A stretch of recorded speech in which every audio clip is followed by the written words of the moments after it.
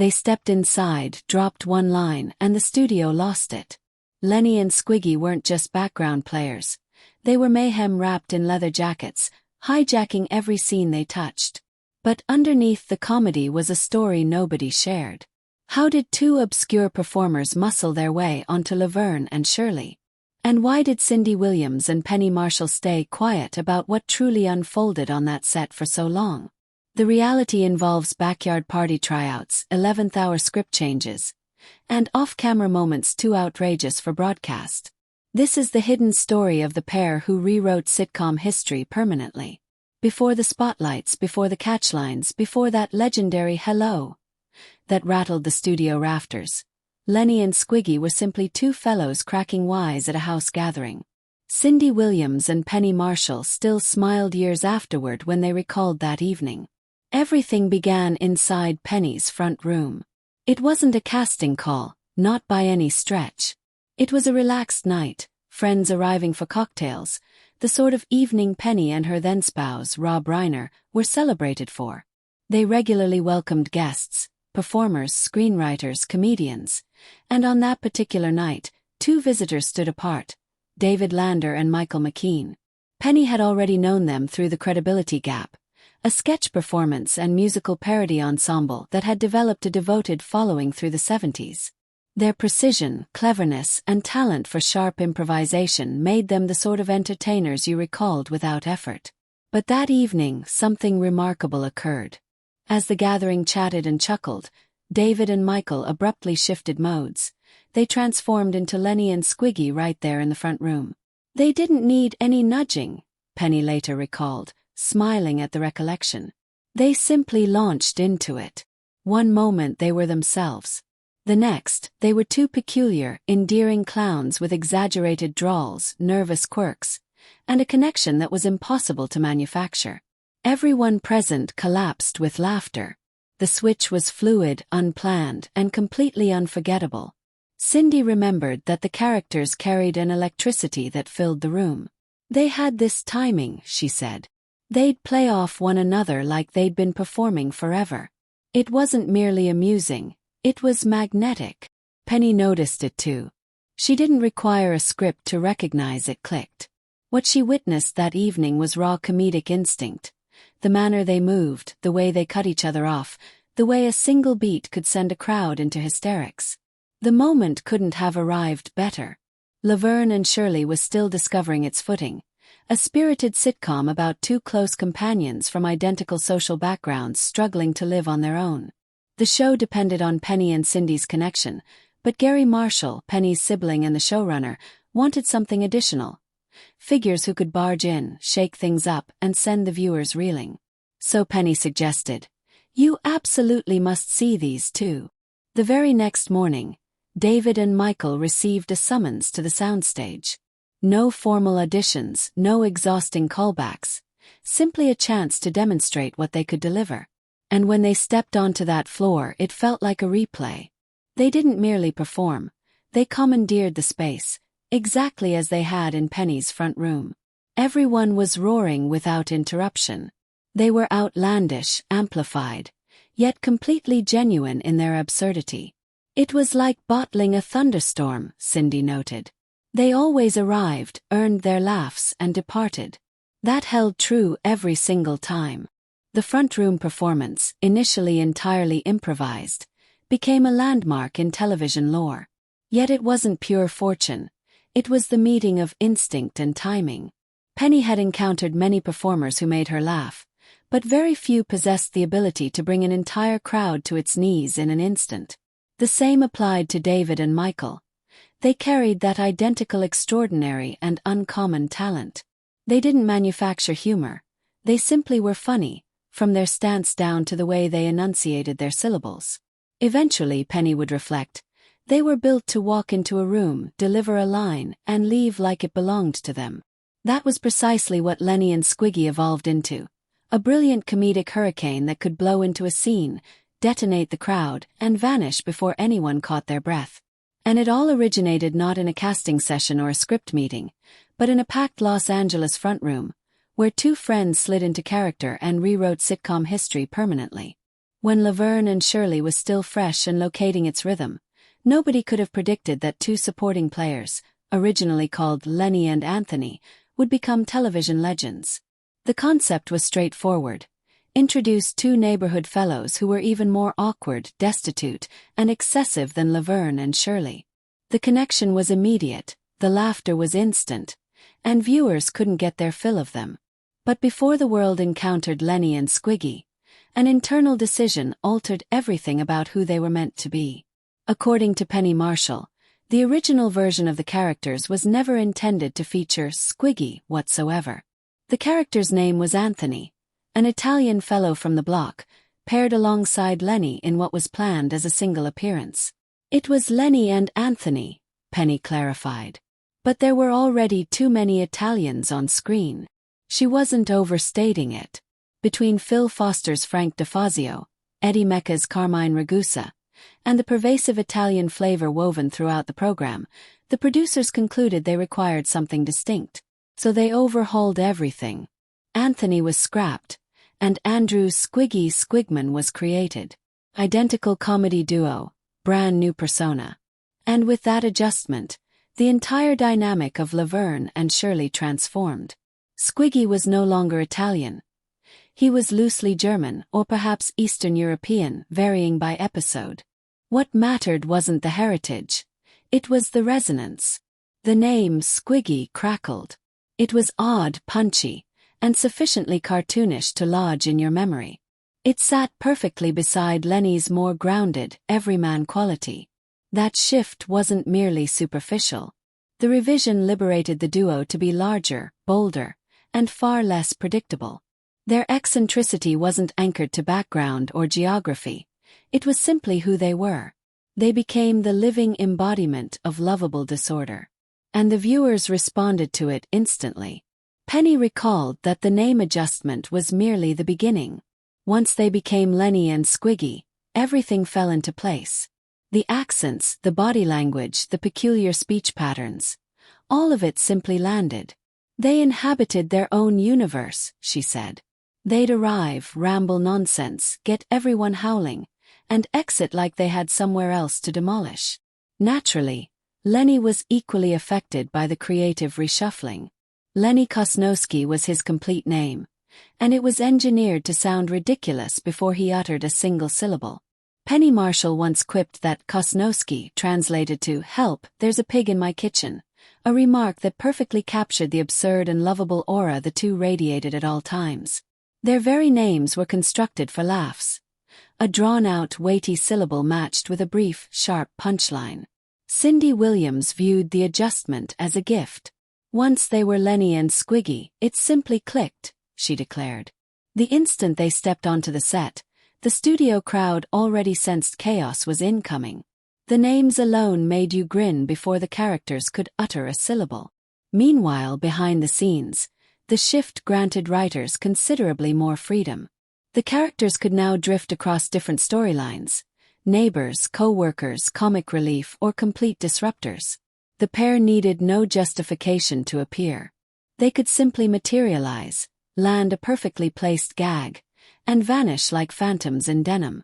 Garry Marshall, celebrated for his meticulous pacing and precision, equally recognized the genius within it. They arrive, score the laugh, and exit, he observed. That's gold. And that was the remarkable thing.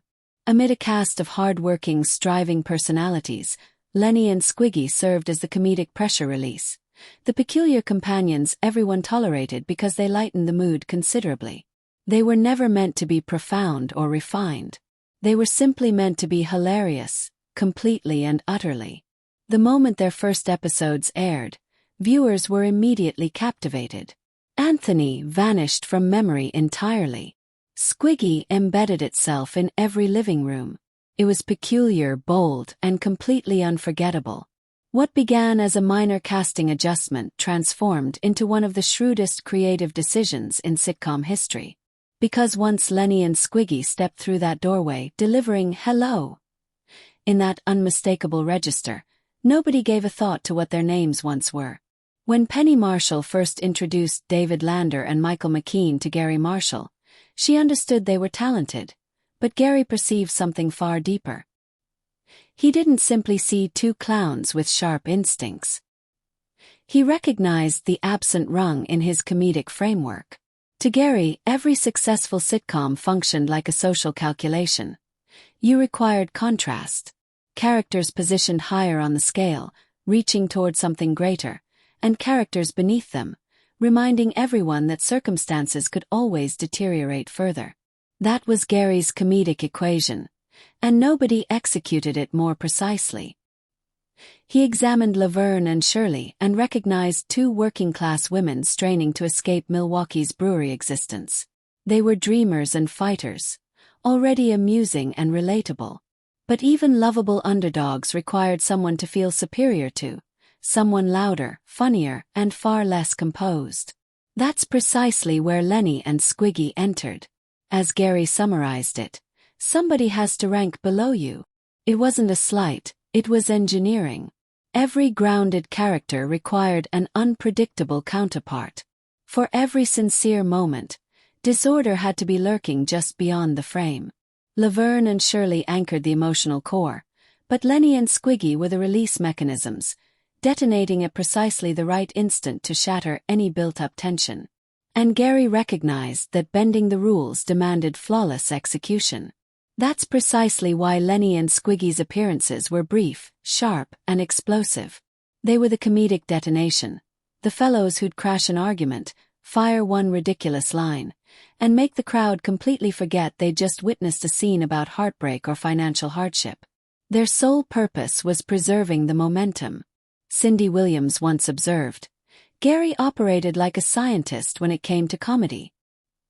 He understood precisely where to position the joke, how long to let it settle, and when to exit before it exhausted itself. With Lenny and Squiggy, that calibration was immaculate. Regular viewers understood that whenever that door swung open admitting those two, laughter was an absolute certainty.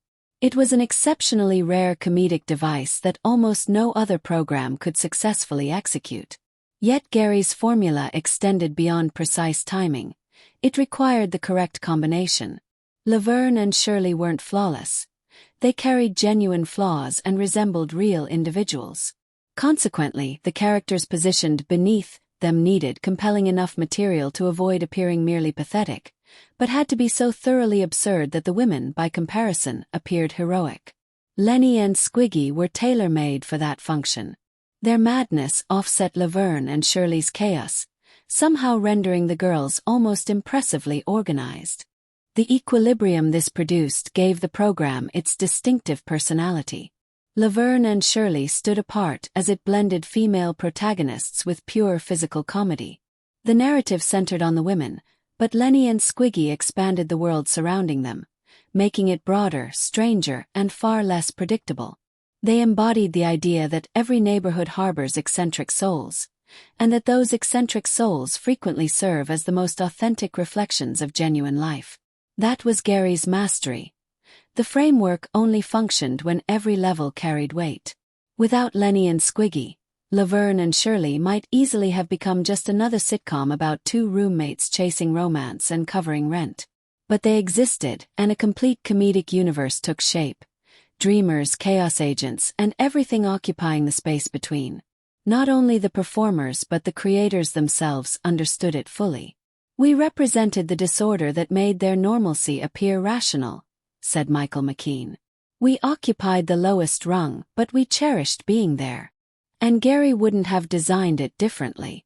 Few could have anticipated that straightforward formula would produce one of the most celebrated entrances in television comedy history, beginning with two words no one ever forgot: hello. Certain television moments arrive through sound before vision, and for Laverne and Shirley, that moment was the groan of a door followed by one flawless word: hello. The studio crowd erupted without exception. It didn't matter what the storyline involved, how emotionally charged the preceding scene had been, or how weighty the moment appeared. Once Lenny and Squiggy materialized, the atmosphere transformed entirely. That was the craft of the entrance. And nobody perfected it like David Lander and McKean. From the very beginning, Garry Marshall hammered into his ensemble that pacing was paramount. The tempo of Laverne and Shirley ran at full sprint. Every gag, every expression had to land precisely. But with Lenny and Squiggy, it transcended mere timing. It was intuition. They didn't simply enter. They descended. What originated as a modest stage instruction evolved into a recurring ritual. Part ceremony, part build-up. Shaped by two performers who understood precisely how to command a room. Penny Marshall later reflected. The instant that door groaned open, the audience was already laughing. They recognized what was approaching. That's how commanding their presence had grown. The door functioned as a signal. Laughter imminent. What rendered it extraordinary was its straightforwardness. Lenny stood upright, foolish grin primed, while Squiggy stormed in with his lurching gait. Shoulders thrust forward, chin elevated, voice calibrated somewhere between a sneer and a whimper. Every movement was deliberate. Every fraction of silence before they spoke constructed anticipation. Then crack. Hello. Immediate eruption of laughter. Cindy Williams described it as calculated mayhem. She explained, they made that entrance appear accidental, but it was a blueprint. They understood precisely how to enter, how long to linger, when to hesitate, and when to deliver. It was masterful. That hesitation, barely a breath, was everything. It granted the audience precisely enough time to steel themselves for impact. The entrances were forged through relentless rehearsal. The duo's synchronization was so precise that it appeared almost telepathic. A single shared glance, and each knew exactly when the other would strike. The fundamentals of their physical staging were mapped to the second. Positioning of each performer, degree of their lean, length of the stare, and its release. It was a form of slapstick accuracy disguised as total spontaneity. Yet the brilliance wasn't confined to technique. It lived equally in instinct. Lenny and Squiggy earned viewer devotion precisely by defying expectations. They had no business being inside the women's apartment, yet they appeared regardless. They crashed tender moments, disrupted the mood, and converted emotional scenes into occasions for laughter. That inherent unpredictability was what elevated them above every other supporting character. You could never determine whether they'd ignite trouble, deliver gibberish, or simply materialize briefly before vanishing.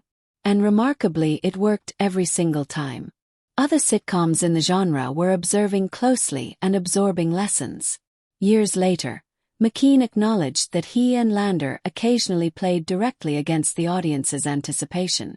Sometimes we'd throw that door open and simply stand there, he recalled. No lines. Just the two of us. And the crowd would roar. That was the instant we understood we had complete control. That particular hello ultimately proved to be far more than a catchphrase. It represented a masterclass in comedic timing. That solitary word suspended everything, dissolved tension, and communicated to the audience that laughter could conquer any situation entirely. For Cindy and Penny, those arrivals were simultaneously a blessing and a challenge. They were required to preserve their characters even while two supreme scene stealers commandeered everything around them. Penny quipped, "We deserved hazard pay for not dissolving into laughter." That unassuming doorway ultimately became a defining chapter in broadcast history. The two characters, Lenny and Squiggy, demonstrated that regardless of how elementary or imaginative the comedy, the sole prerequisite is undeniable presence. And from that point forward, every studio audience across America anticipated that groan of the door. Because they understood something extraordinary was about to arrive. The crowd thundered. The cameras turned. And somewhere within that laughter, Cindy Williams and Penny Marshall were battling for self-control, clamping their tongues, tightening their jaws, attempting everything possible to avoid breaking character on camera. Because when Lenny and Squiggy invaded a scene, nobody was protected. The intensity they carried resembled a flame in parched kindling. It didn't merely ignite. It consumed everything instantly. Penny once quipped, "I nearly chewed straight through my tongue trying to hold it together." It was no overstatement. David Lander and Michael McKean possessed a rare gift for dismantling even the most composed performers. They weren't simply reading dialogue. They were volatile, alive, and slightly dangerous in the most thrilling sense. Every entrance carried the electricity of improvisation and the genuine threat of complete breakdown. Yet their disorder operated within boundaries. Garry Marshall ran Laverne and Shirley like a precision mechanism. Compact scenes, rapid jokes, immediate resets. When Lander and McKean departed from the script, they did so within that framework. Their aim wasn't to derail the scene, it was to amplify it. As McKean explained, "We'd go off script, but with intention. You didn't want to blindside your scene partners. You wanted to keep everything airborne, not send it crashing into the lot." Still, mishaps regularly produced comedic treasure. Occasionally Squiggy fumbled a line or Lenny muttered something barely audible, and rather than undermining the take, it rendered the scene considerably funnier.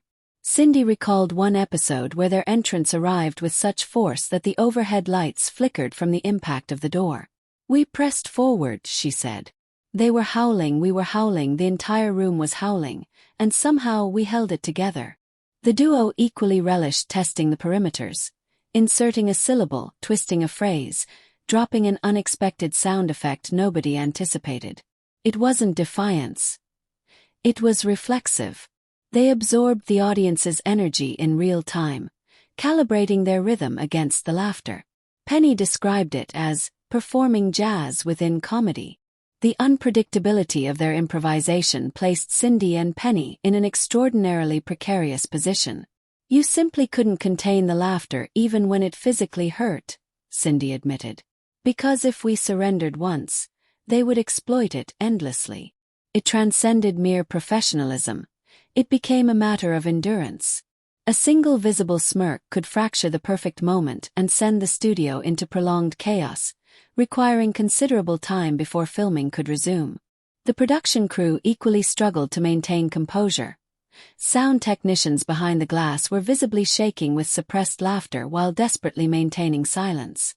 The principal performers developed private off-camera rituals to manage the situation. Before particular scenes, Penny would instruct Cindy firmly, "Don't even glance at them. Simply don't." Because one look at either Lenny or Squiggy guaranteed total collapse. David's enormous wide-eyed expression or Michael's subtle conspiratorial grin could shatter even the most ironclad composure. They resembled animated characters brought to life, Penny reflected. You simply couldn't manufacture that quality. That fundamental unpredictability was precisely the ingredient that rendered the show irresistible. Viewers didn't merely laugh. They felt themselves participants in something genuinely spontaneous and authentic. The arrival of the comedy pair, regardless of how many repetitions, always retained the sensation of something entirely fresh. Garry Marshall, despite being a man consumed by structure, gradually learned to allow those moments room to breathe.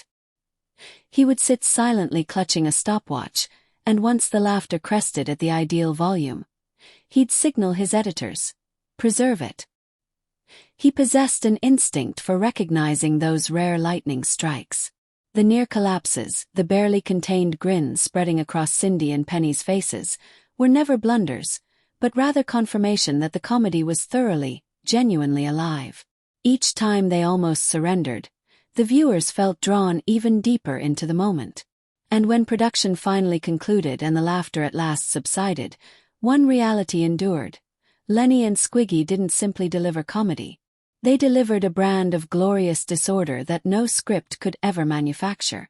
Generating laughter is one accomplishment. Maintaining composure within chaos is an entirely separate feat for Cindy Williams and Penny Marshall. That distinction defined their existence on the set of Laverne and Shirley daily. They weren't simply the leads, they were the foundation. When Lenny and Squiggy detonated into a scene, the room's atmosphere shifted like a sudden electrical charge. The audience roared, the cameras trembled, and momentarily the entire program teetered between discipline and total pandemonium. Within that delicate space, Cindy and Penny executed an invisible choreography of restraint. Their dynamic as Laverne DeFazio and Shirley Feeney formed the program's pulse. Two working-class companions navigating existence, romance, and Milwaukee's particular brand of madness. But whenever Lenny and Squiggy descended, Every moment risked being commandeered entirely.